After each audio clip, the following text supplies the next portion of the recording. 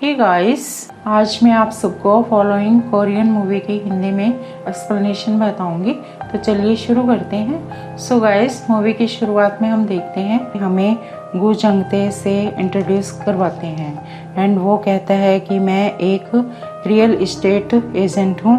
मेरी हॉबी लोगों को ऑब्जर्व करना है। जंगते के साथ एक हाई स्कूल में पढ़ने वाला लड़का भी बैठा होता है जो फोन में किसी को मैसेज कर रहा होता है। फिर गु जंगते कहता है कि मैं वैसे तो हाई स्कूल स्टूडेंट के मैसेज नहीं पढ़ता, लेकिन आज मैंने देखे। एंड वो फिर स्माइल करते हुए कहता है सही में ये सच ही है कि हाई स्कूल स्टूडेंट के मैसेज काफ़ी सिंपल से होते हैं। अगले सीन में गु जंगते बोलता है कि उसकी जॉब ऐसी है जिसमें कस्टमर उसे अपने घर की देते हैं।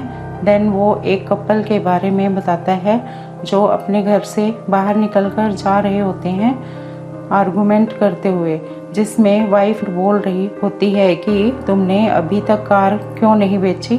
फिर गु जंगते बताता है कि ये कपल पिछले हफ्ते से कंटिन्यूसली झगड़ा कर रहे हैं क्योंकि हस्बैंड ने वाइफ को चीट किया है।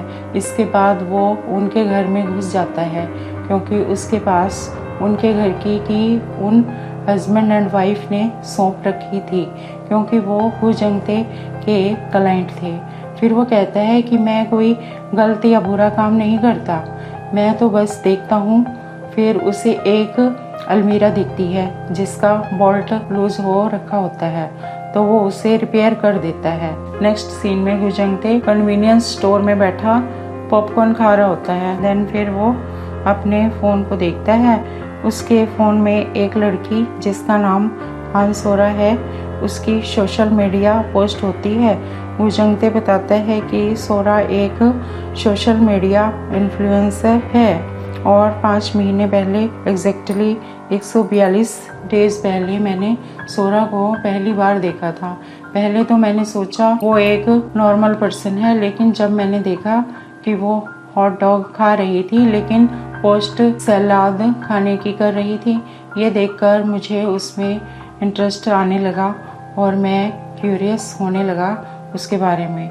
फिर गु जंगते उसके घर का पता लगा लेता है जहाँ गली में ना कोई सीसीटीवी ना कार कुछ भी नहीं होता। देन वो लेटर से उस लड़की का नाम पढ़ लेता है कि उसका नाम हान सोरा है। फिर गु जंगते सोशल मीडिया पर सोरा के बारे में सर्च करता है। उसे पता लगता है कि सोरा को एक्सपेंसिव ब्रांड की चीजें पसंद हैं, महंगे रेस्टोरेंट में घंटों तक लाइन में लगकर खाना खाना, अपने फेवरेट ऑथर के एग्जीबिशंस अटेंड करना। पर अब सोरा बिल्कुल बदल गई। वो स्ट्रे डॉग्स और कैट्स के केयर करती है। सोरा ऐसी ही चीजें पोस्ट करती है जो उसे पता है कि लोगों को पसंद आएंगी ही। गु जंगते फिर कहता है कि लेकिन सोरा की इन चीज़ों से मैं सेटिस्फाई नहीं हुआ और वो सोरा का पीछा करता है क्योंकि वो उसकी रियल पर्सनैलिटी के बारे में जानना चाहता था। फिर सोरा एक जगह रुकती है और अपने बैग में से कैट फूड निकालती है। उसे एक स्ट्रे किटन दिखता है। वो किटन को अपने पास बुलाती है लेकिन वो किटन उससे दूर भागता है।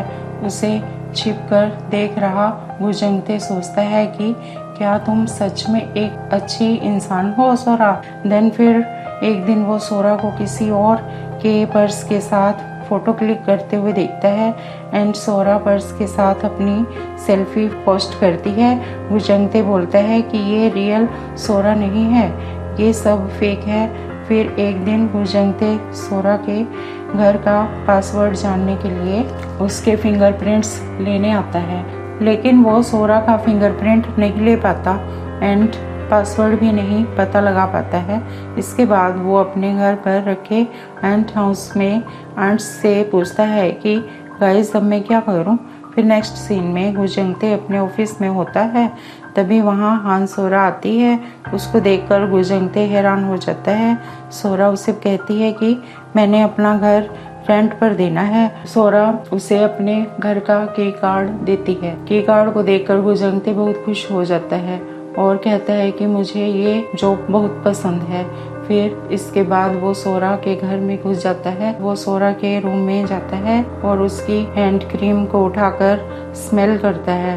सोरा ने ड्रॉर में और भी खाली हैंड क्रीम की ट्यूब्स भी रखी हुई थी, जिसमें से गुजंगते एक ले लेता है अपनी कलेक्शन में लगाने के लिए। इसके बाद वो एक लाइट फ्लिकर करते हुए देखता है। लाइट की तार खराब हो जाती है तो वो सोचता है कि अगली बार जब मैं आऊँगा तब इसे ठीक कर दूंगा। फिर वो बाथरूम में जाता है और ब्लॉक्ड वॉश बेसिन को अनब्लॉक करता है। रिपेयर करते हुए उसे ढेर सारे बालों के साथ साथ एक कॉन्टैक्ट लेंस भी मिलता है। वॉश बेसिन ठीक करने के बाद वो कंफर्टेबल फील करता है। इसके बाद वो सोरा की नई पोस्ट देखता है, जिसमें सोरा बोलती है कि उसे एक किटन मिला है जिसको वो चमची नाम से बुलाती है। वो कहती है कि चमची की लेग पर चोट लगी हुई है और वो उसे हॉस्पिटल लेके जा रही है एंड आई होप कि वो जल्दी रिकवर हो जाए और कोई अच्छी फैमिली उसे अडॉप्ट कर ले। नेक्स्ट सीन में गुजंगते कहता है कि आज मैं तीसरी बार सोरा के घर जा रहा हूँ। बस आज ये इलेक्ट्रिकल वायर लगाकर सोरा के घर की लाइट ठीक करके घर चला जाऊंगा। सोरा के घर में आकर वो हैरान रह जाता है क्योंकि उसे सोफे पर सोरा की डेड बॉडी मिलती है। ये देखकर वो बहुत टेंशन में आ जाता है और वो पुलिस को रिपोर्ट नहीं करता क्योंकि फिर वो खुद पकड़ा जा सकता था, तो वो वहाँ से चला जाता है। इसके बाद फिर वो एक कपल जो घर की तलाश में थे उनको अपने साथ सोरा का घर दिखाने लेकर आता है, क्योंकि वो सोचता है कि अगर एक की बजाय 2 लोग हों तो ज़्यादा बेटर रहेगा। वो सोरा के घर के अंदर आ जाते हैं तो गुजंगते फिर हैरान रह जाता है क्योंकि वहाँ डेड बॉडी का कोई नामो निशान नहीं होता। सोफ़ा एकदम क्लीन होता है। इसके बाद 4 दिन बीत जाते हैं एंड वो सोचता है कि डेड बॉडी तो अभी तक नहीं मिली, क्या मुझे अब पुलिस को कॉल करना चाहिए। देन वो अपने ऑफिस में आता है और अपने ऑफिस टेबल पर उसे एक रेड कलर का एनवलप मिलता है जिसमें लिखा था, क्या वो तुम हो, क्या तुमने सोरा का मर्डर किया है। उसे डेड बॉडी की फोटो भी मिलती है और अपनी खुद की फोटो वो सोरा के घर में घुस रहा था। एक बाल वाली फोटो भी होती है जिसे देखकर गुजंगते सोचता है कि वही कहीं ये बाल उसका तो नहीं है। देन तभी उसे एक अननोन नंबर से कॉल आता है। वो कॉल कोलम्बियम वाले यानी जहाँ डेड पीपल की एसिड को कलश में रखा जाता है उनका होता है। वो लोग गुजंगते को बताते हैं कि किसी ने उसकी माँ के कलश वाले कैबिनेट का ग्लास तोड़ दिया है और उसकी माँ की फोटो भी फाड़ दी है। कलश का ढक्कन साइड में हो रखा होता है तो गुजंगते उसे वापस सीधा करता है। कोलम्बियम वाले इस इंसिडेंट के लिए माफ़ी मांगते हैं। गुजंगते उनसे डक्ट टेप मांगता है।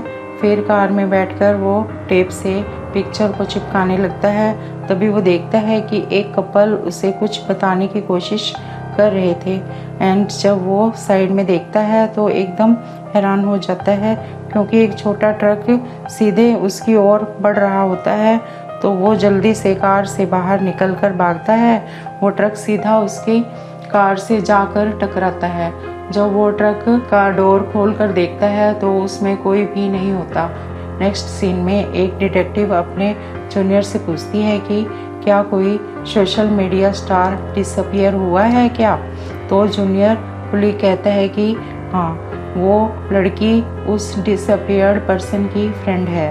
फिर वो डिटेक्टिव उस लड़की जिसका नाम होरुगी होता है उससे पूछती है कि सोरा ने उसे क्या बोला था।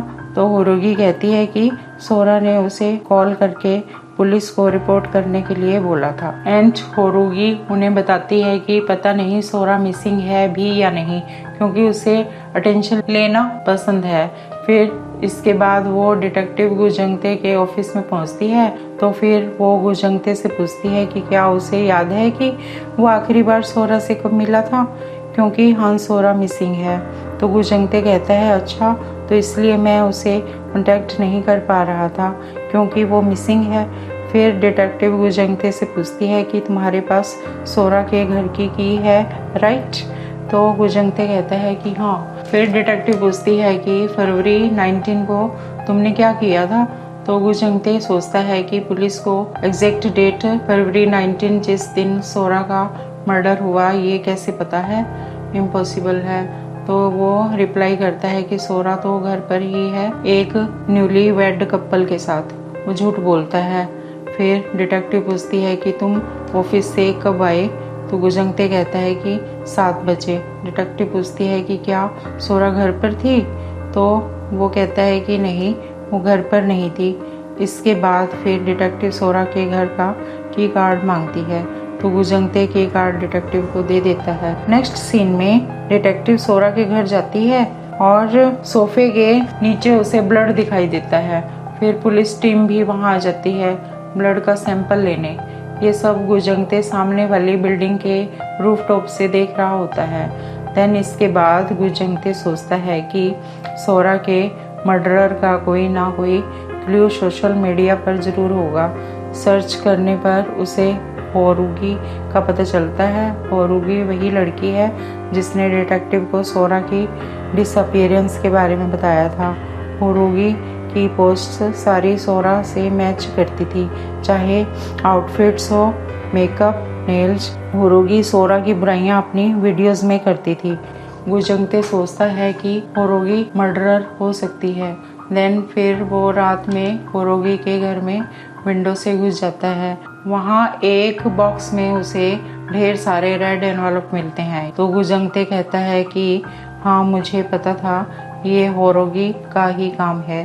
फिर उसे कुछ पेजेस भी मिलते हैं जिसमें एक बंदे के कमेंट्स होते हैं जिसमें उसने बोला होता है कि आज की लाइव स्ट्रीम बहुत बोरिंग थी, माफी मांगो इससे पहले कि मैं तुम्हें सबक सिखाऊं। दूसरे कमेंट में होता है कि होरुगी मैं पक गया हूँ तुम्हें लाइव स्ट्रीम पर देख देख कर। तीसरे कमेंट में वो बंदा लिखता कि मैं सोरा को टच करना चाहता हूँ। फिर गुजंगते उस बंदे का यूजर नेम देखता है जो बी विद यू 1984 होता है। यूजर नेम देखकर उसे याद आता है कि ये नाम पहले मैंने सोरा के कमेंट सेक्शन में भी देखा था जिसमें वो हमेशा सोरा के बारे में उसके फिगर एंड अंडर गारमेंट की बात करता था। फिर गुजंगते पता लगाता है कि उसका नाम ई जोंग हाक है। गुजंगते फिर ई जोंग हाक की पोस्ट चेक करता है एंड देखता है कि उसकी सारी पोस्ट सोरा की पोस्ट से मिलती हैं। सोरा जहाँ भी जाती कुछ दिन बाद वो वहाँ जाता था। ये सब देखकर गुजंगते कहता है कि अजीब पागल बंदा है, इसी ने सोरा का मर्डर किया है। लेकिन फिर सोचता है कि फिर होरुगी के पास वो रेड एनवलप्स क्यों हैं? ये दोनों ने मिलकर सोरा का मर्डर किया है। इसके बाद फिर वो अपने घर आता है लेकिन घर की लाइट्स ऑन नहीं होती। तो वो सोचता है कि कुछ तो गड़बड़ है। उसके घर में एक हेलमेट पहने बंदा उस पर हमला करता है एंड एक और हेलमेट पहने हुए बंदा आता है। दोनों हेलमेट वाले लोग गुजंगते को मारते हैं और उसे रोकने की कोशिश करते हैं। झड़प में एक हेलमेट वाले का हेलमेट गुजंगते निकाल देता है जिससे उसका फेस रिवील हो जाता है और वो बंदा और कोई नहीं बल्कि ई जोंग हाक होता है। गुजंगते उसका फेस देखकर वहां से चला जाता है। इसके बाद फिर गुजंगते डिटेक्टिव के पास जाता है और हेलमेट वाले इंसिडेंट के बारे में बताता है कि उसमें से एक स्टॉकर ई जोंग हाक था जो सोरा से ऑब्सेस्ड था। फिर डिटेक्टिव और गुजंगते दोनों उसके घर जाते हैं। हेलमेट वाले तब तक जा चुके होते हैं। घर में घुसकर गुजंगते देखता है कि उसका एंट हाउस टूटा हुआ है। ये देखकर उसे अच्छा नहीं लगता। फिर वो साइड में देखता है तो हैरान हो जाता है क्योंकि वहाँ ई जोंग हाक की डेड बॉडी लटकी हुई थी। गुजंगते कहता है कि होरुगी ने अपने साथी को मार डाला एंड फिर उसे मिट्टी में एक रेड एनवलप दिखता है तो वो उसे चोरी से उठाने की कोशिश करता है पर डिटेक्टिव उसे देख लेती है। डिटेक्टिव वो एनवलप उठाती है और खोलकर देखती है। फिर वो गुजंगते से पूछती है क्या तुम ई जोंग हाक को नहीं जानते? गुजंगते कहता है कि बिल्कुल भी नहीं, मुझे तो सोरा के सोशल मीडिया से पता चला था ई जोंग हाक का। तो फिर डिटेक्टिव उसे एक फोटो दिखाती है जो रेड एनवलप में से निकली। उस फोटो में गुजंगते और ई जोंग हाक साथ में खड़े थे और स्माइल कर रहे थे। डिटेक्टिव फिर कहती है कि तुमने सोरा और इजोंग हक को मारा है। तो गुजंगते कहता है कि मैं उन्हें क्यों मारूंगा, और अगर मारता भी तो पुलिस के पास क्यों जाता। फिर डिटेक्टिव कहती है कि तो तुम फिर चोरी छिपे सोरा के घर में क्यों गए। एंड गुजंगते की फोटोज सोरा के घर में घुसते हुए उसे दिखाती है। देन वो गुजंगते को अरेस्ट करने लगती है। तभी गुजंगते वहाँ से जल्दी से भाग जाता है। देन वो इजोंग हक के घर जाने का डिसाइड करता है। एक ग्रैंडमा उसे बताती है कि इजोंग हक के घर में एक लड़की अक्सर आया करती है। इजोंग हक के घर से एक पेज मिलता है जिस पर कोलम्बियम के रूम 128 का जिक्र था, जहाँ गुजंगते की माँ का कलश था। देन फिर गुजंगते को याद आता है कि कलश का ढक्कन सीधा होने की बजाय साइड में खोया हुआ था, जिसे फिर उसने वापस सीधा किया था। इसके बाद फिर वो कोलम्बियम जाता है, कैबिनेट का ग्लास तोड़ देता है और कलश उठाकर भागने लगता है। तभी एम्प्लॉय वहां आ जाता है और पूछता है कि ये आवाज कैसी आई। तो गुजंगते कहता है कि कुछ भी तो नहीं हुआ। एम्प्लॉय कलश देख लेता है तो गुजंगते वहां से फटाफट भागकर कार में बैठ जाता है। सो गाइस, यहाँ पर फॉलोइंग कोरियन मूवी के एक्सप्लेनेशन पार्ट 1 खत्म होता है। एंड आगे की स्टोरी जानने के लिए पार्ट 2 जरूर देखें और वीडियो को लाइक एंड शेयर करें और चैनल को सब्सक्राइब करें। Thank you.